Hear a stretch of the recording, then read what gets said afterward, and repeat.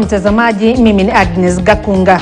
Wagombea kadhaa wa urais waliochujwa na tume ya uchaguzi na mipaka nchini IEBC leo wamefika mbele ya kamati inayoshughulikia malalamishi hayo inayoendeleza shughuli hiyo katika mahakama ya Milimani. Kwa sasa kesi za Jimmy Wanjigi wa chama cha Safina, Walter Mung'aro Umoja Summit Party na Ekuru Aukot wa Third Way Alliance zinaendelea. Kana na hayo, kesi ya mgombea wa ugavana katika kaunti ya Mombasa Mike Sonko pia inasikizwa, huku uamuzi kutarajiwa kuhusu cheti cha degree cha gavana wa Taita Taveta Granton Samboja. Na kwa sasa, mtazamaji, tuvuke moja kwa moja hadi katika mahakama ya Milimani tuendelee kusikiliza matukio mahakamani. The IEBC or the returning officer in this particular cycle, they have not. So on that ground, my honorable members, they failed. They have failed to attain the burden of evidentiary proof, and they cannot rely on material that was not tendered to attempt to persuade the committee that there's any impropriety or any form of problem with the documents that have been raised. And now, I would like to respond briefly to the material that has been presented by my colleagues before. I'll take a very brief period. Yes, Honorable Chair.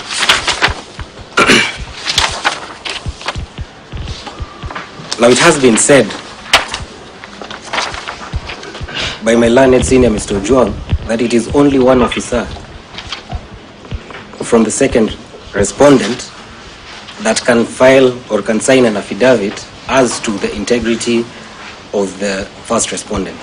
That is incorrect. This is an institution. It has chains and structures of command, and it is not only one person that can be led or said to deal with an investigation, that it is only him that can sign an affidavit in that regard.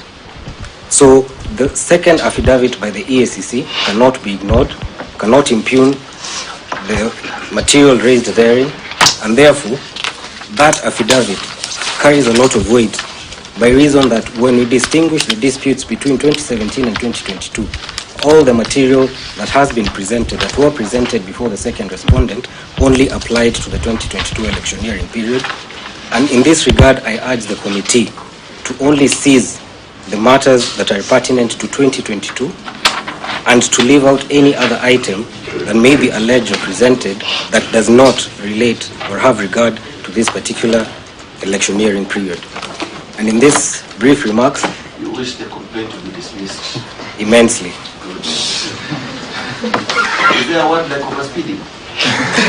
So we shall look at how immensely. Okay. Na mtazamaji, kwa hivi sasa tunaungana na mwenzangu Emmanuel Toa ambaye yuko katika mahakama ya Milimani, atupe kina ama maelezo zaidi kuhusiana na matukio mahakamani. Na kupata kwa njia shwari kabisa. Tuko hapa katika kamati hii inayoshughulikia migogoro ya masuala haya ambayo iliibuka tangu ule mchujo wa tume ya IEBC ilikuwa ikiwapiga msasa wagombea wa viti tofauti na wale ambao walihisi kwamba hawakufanywa haki.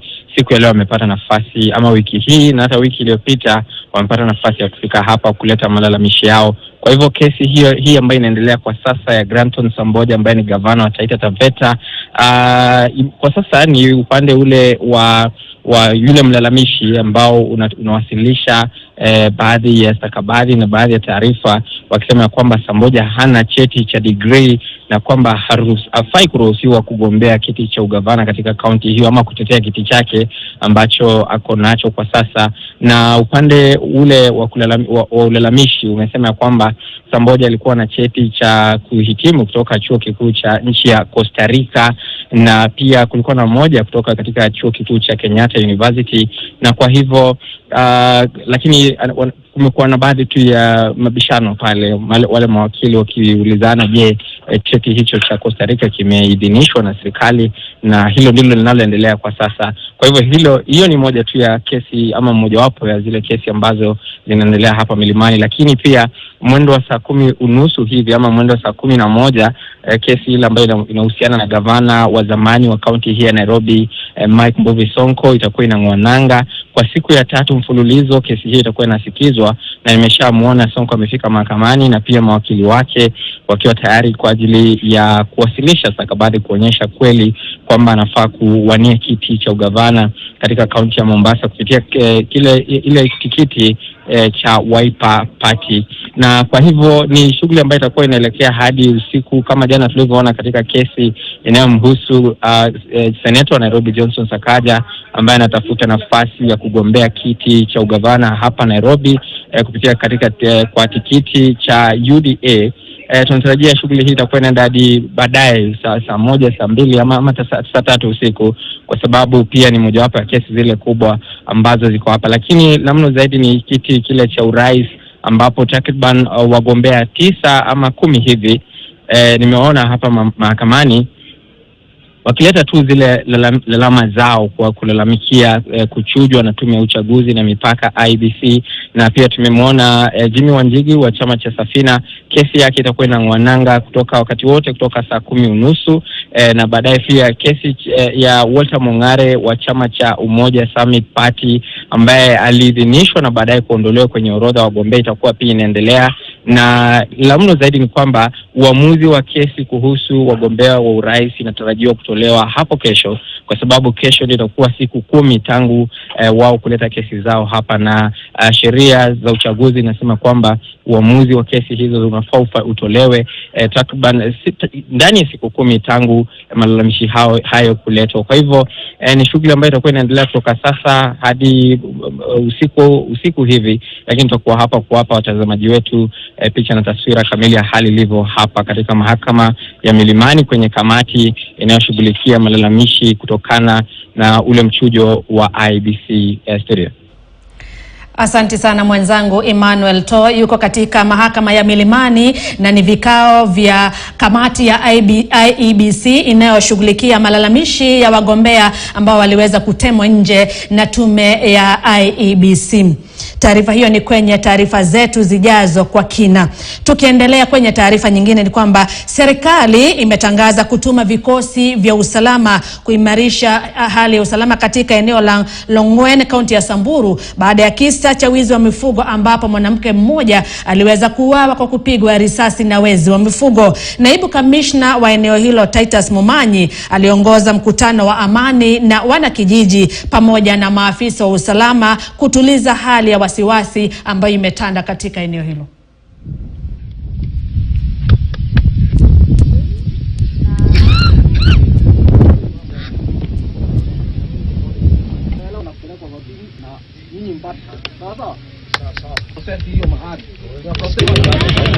Kuna mama aliulewa hapa na wahalifu kutoka jirani yetu Amaya, na tulikuja hapa, tumeongea, tumekuwa na mkutano ya amani tukieleza wakazi wa hapa wadumisha amani, wasichukue mkondo wa kulipa kisasi, watulia tu, serikali inashughulikia.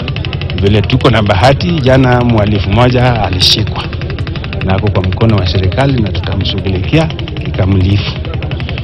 Kwa hivyo hakuna kitu itawachwa bila kuwa punished, atapatikana tu na tutamshughulikia. Wakazi wa hapa pia wameelezwa washirikiane na serikali, kama wameona jambo wanatupasha habari haraka ili tuone njia ya kufikia wahalifu. Hakuna siku sisi wengine tunakaa stere au hii kona sote mpaka poro. Watu kila siku anakaa tu hai. Maana hakuna kitu inaitwa amani. Sote unalala na viatu mkuu. Sote unakaa tu ukisema saa ngapi ataingia. Na hatutaki kutoka tena Lonkeiwan, na hatutaki watu wote hii side itoke mpaka Olmaran. Tunaomba tu serikali. Mimi ni watu aliye na mamlaka Mungu amewapatia. Na tutakubali kila wakati kutoroka kama watoto, kwani sisi hatuna serikali? We have been having here issues of insecurity for the last 11 or 15 years. The last 15 years. Just some times back here in Laikipia, watu waliguswa We saw even helicopters were just surveying. Yes. Why not in Samburu? We want the to know if we are truly in the government or we are not. Yes. Because we can't tolerate this thing. And wherever now, or the place now it has reached, my friend, tumechoka. And Kwingineko mtazamaji, kaunti za Kisii na Kilifi zimeorodheshwa kama maeneo hatari kwa wazee kutokana na ongezeko la visa vilivyoripotiwa vya mauaji dhidi ya wakongwe kwa tuhuma za uchawi. Hii ilibainika wakati wa sherehe za kuadhimisha siku ya uhamasisho kuhusu haki za wakongwe zilizofanyika kwa mara ya kwanza katika kaunti ya Kilifi. Wakati wa sherehe hizo ilibainika kuwa Kilifi pekee ilipoteza zaidi ya wazee 300 na wengi wako katika hatari ya kushambuliwa na kuuawa.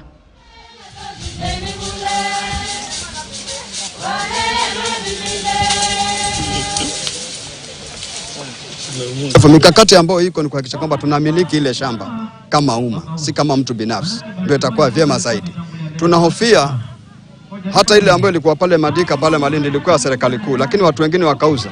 Tunataka mbinu ambayo tukipata ile ardhi tuhakikisha wanapata cheti maalum ile sehemu ya ardhi ambayo itakuwa inasema hii ni cheti cha ardhi ya wazee ambao ni vizazi na vizazi vijavyo watakuwa wanaweza kuishi pale. Sisi tunalia wazee wanaisha na hatupati msaada ambao unastahiki. Hili ni jambo kubwa, na ni kwamba tusipolikabili ilivyo baada ya miaka fulani tutakuwa tuna wazee tena. We learned that in Kilifi County it is a serious problem. Serious problem. Actually, the statistics that we have now show that Kilifi is leading in Kenya in terms of the violence and the killings of older persons. Kisii is right there, close to Kilifi.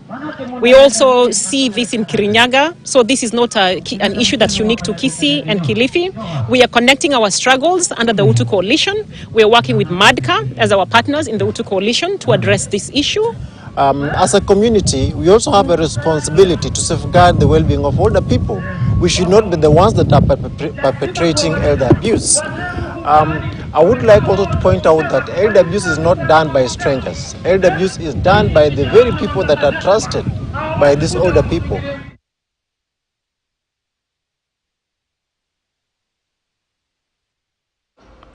Kwingineko mtazamaji, mratibu wa bonde la Ufa Malim Mohamed pamoja na uongozi wa vikosi vya usalama eneo hilo wamezuru eneo la Tot County ya Elgeyo Marakwet kutathmini hali ya usalama. Haya yanajiri wiki moja baada ya waziri wa usalama Fred Matiang'i kuamrisha operesheni ya kufichua majangili wanaovuruga amani katika eneo hilo. Operesheni ya mashirika mbalimbali eneo ama katika bonde la Kerio unaopakana na maeneo ya kaunti ya Baringo, Pokot Magharibi na Elgeyo Marakwet imefanikiwa kufichua silaha haramu 21 ambazo zilikuwa zinamilikiwa na wakazi kinyume cha sheria. Our URDU, ASTO and the likes. And of course our chiefs who are not with us but who have also equally done a commendable job. You remember here on 8th of this month, that was last week on Wednesday, with our CS, Dr. Fred Matiang'i. The CS made promise to the residents of Kerio Valley, the 3 counties, West Pokot and Baringo. For us, 21 days to make sure that we recover the wrong hands. That has our task. Na mtazamaji, taarifa hiyo ina hitilafu ya sauti lakini tutaweza kuiangazia hapo baadaye. Waziri wa usalama Fred Matiang'i sasa amehakikishia mabalozi wanaowakilisha Kenya katika mataifa mbalimbali kuwa taifa liko tayari kwa uchaguzi mkuu wa mwezi Agosti na kuwa serikali iko tayari kusaidia tume ya IEBC kufanya uchaguzi ulio huru na wa haki. Alikuwa akizungumza katika kongamano la 18 la mabalozi na makamishna wakuu katika hoteli moja hapa jijini Nairobi. And I have assured them, as I have assured the country, that we are ready to play our supportive role. And our supportive role is to enable the IEBC deliver a free, fair and credible election. And the request or whatever we have been told to do in terms of security deployment, I have confirmed with them, as I have done to the country before, that we have sufficient resources in terms of personnel. We have created an integrated framework where we're working across on a multi-agency framework with other agencies to support the IEBC to deliver on the elections. They have asked me questions about, the challenges we face. I have again outlined the same challenges that I've talked about before. There are cases of voter bribery, there are cases of abuse of social media, which we are dealing with because we have sufficient institutional frameworks in place to deal with these issues. And as I've said before, Kenya has built up a very strong image as a democratic governance environment. We are not going to claw back on those credentials by, for example, raiding freedoms, shutting down the internet, interfering with freedom of association or freedom of assembly or whatever the case may be. We are going to live by the constitution. Kwingineko mtazamaji, mjadala kuhusiana na vyeti vya wagombea wa nafasi mbalimbali za uongozi umeendelea kushika kasi. Peperushaji bendera ya Urais wa Kenya Kwanza William Ruto akitilia dosari vyeti vya anayewania Urais kwa tiketi ya Azimio Raila Odinga. Ruto akimtaka Raila kuweka peupe vyeti vyake na wale aliosoma nao, huku akishikilia kuwa Sakaja atakabili mawimbi yanayozingira cheti chake na kuwa atashinda kiti anachopigania. Johnson Sakaja ni kijana wa mtaa wa Nairobi. Sakaja amesoma na makaratasi yake inajulikana. Wacheni kukoroga mambo ya Johnson Sakaja. Watu wa deep state na system wanapiga simu kila mahali. Wamepiga simu mpaka wamefikisha kule State House, kule Uganda, wakitafuta njama ya kusimamisha Sakaja asiwe gavana wa Nairobi. Mimi nataka niwaambie watu wa Jubilee, tukutane kwa debe, wachaneni na Johnson Sakaja. Johnson Sakaja ako na certificate ya kutosha. Kama kuna mtu ako na certificate ambayo haijulikani, ni candidate wenu wa rais wa Azimio. Kabla hamujatuambia mambo mengi, tuonyesheni candidate wenu wa Azimio wa rais, atuonyeshe alisoma wapi na alisoma na nani na mwalimu wake alikuwa nani. Wacheni utapeli. Sakaja ako na makaratasi ya kutosha, na nyinyi ambayo mnakorogana hapo, wacha IEBC ifanye kazi yake. Bado tukisalia kwenye taarifa kuhusiana na siasa za uchaguzi mkuu ni kwamba wanachama wa ODM kaunti ya Bungoma pamoja na baraza la wazee wa jamii ya Tachoni wameidhinisha uteuzi wa Evans Murumba kama naibu gavana wa kaunti ya Bungoma. Wakizungumza na wanahabari mjini Webuye, mwenyekiti wa chama cha ODM Ali Machani Mutoka na mwenyekiti wa baraza la wazee wa Tachoni Wasilwa Wekesa wamempongeza gavana wa kaunti hiyo Wycliffe Wangamati kwa kumteua Murumba kama naibu wake. Machani amesema gavana Wangamati ametimiza mkataba kati ya chama cha ODM na DAP Kenya kwa kumteua Murumba kama naibu wake. Vile vile amempigia debe mwaniaji wa Urais kupitia chama cha Azimio la Umoja Raila Odinga, akisema yeye ndiye atakayemrithi Rais Uhuru Kenyatta. Kwa kutupa nafasi hii ya deputy governor hapa Bungoma. Sisi kama MCS ambao tulikuwa katika bunge ambao tumemaliza, tulisimama na governor kidete. Na leo hii nataka kusema asante governor. Sisi wote hatuwezi kuingia kwa hiyo nafasi, lakini umechukua mmoja wetu wa ODM, Mheshimiwa Evans Murumba, kuwa deputy governor wako. Maombi yangu ni kwamba tuwe na kura ya amani, tushirikiane, tutafute kura hata kwa wale ambao nyoyo zao zilikuwa zijakubali kuunga watu wetu ambao wamesimama chini ya Azimio. Sisi kama wana ODM tunaunga Raila Amolo Odinga kuwa rais wa 5 wa nchi hii, na wale ambao wote wanafanya chini yake tutafute kura kwa amani, bila fujo, bila furugu, sababu kura yetu inaenda na heshima na vitendo ambavyo tunataka kufanyia wana Kenya. We are on the road that leads us to August 9th, 2022, and therefore a major battlefield lies ahead of us. The ultimate task now is to win this election and to deliver the seat come August 9th, 2020.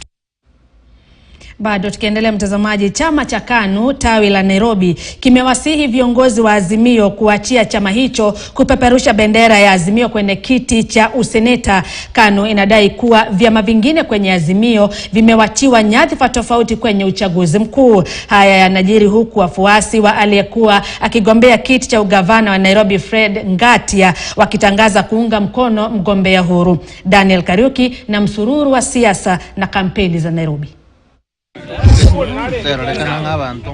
Chama cha KANU kinamezea mate nafasi za uongozi kwenye nyadhifa mbalimbali, Nairobi ikiwa mojawapo ya kaunti hizi. Hapa KANU ikiwasilishwa na John Ochoti kwenye nafasi ya useneta. Chama cha KANU sasa kinataka muungano wa Azimio kuwasilishwa na mgombeaji wa KANU kama ambavyo maeneo mengine yanawasilishwa na wagombeaji wa vyama mbalimbali.